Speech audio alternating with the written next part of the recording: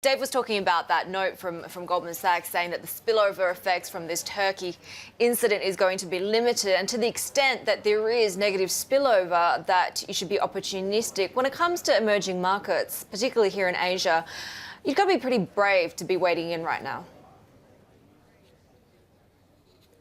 I think for the emerging markets, the impact we are starting to see today, but the impact is going to be much more significant for the Middle East, the Russians, and there will be much less for Asia, in particular ASEAN.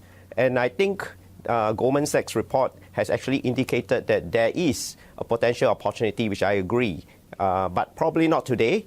See how these things play out over the week, and you could actually time yourself. Yeah, I just want to talk more about the current emerging market space, FX in particular. Dave was talking about this. We're in fact just getting this line that dollar South African rand has jumped as much as 10%, now at the highest level since June 2016. We've got the Bloomberg Dollar Index at this year's high currency. I want to bring up this chart in our GTV library that takes a look at the FX volatility in emerging markets, which has spiked. Within the G7 space, it's actually been pretty subdued. To what extent is this really a strong dollar story, and how much further does it have to go, given that over the weekend we've really seen a very strong, return to haven behaviour for the markets? I think there are two factors. One is definitely the rising interest rates for the US dollars. That has made US dollars a very strong currency, even without any kind of incidents like what we have seen over the weekend.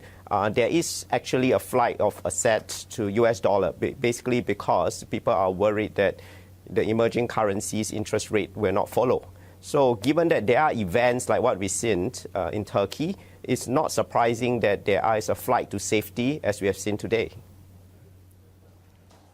At the end of the day, we had this spread between bonds in the US and elsewhere pretty wide, and we didn't see a flow into the dollar at the end of 2017. We're seeing that now. How much of it is also due to things perhaps going wrong in many emerging markets at the moment, and fears that things may go wrong in the future?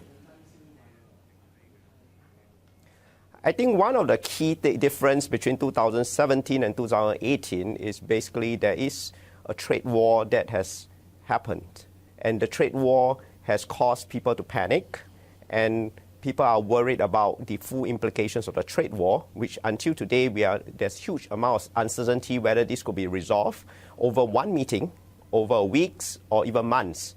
And that has caused a big difference. And hence, I see there's more movements to the US dollars as a result of rising interest rates as well.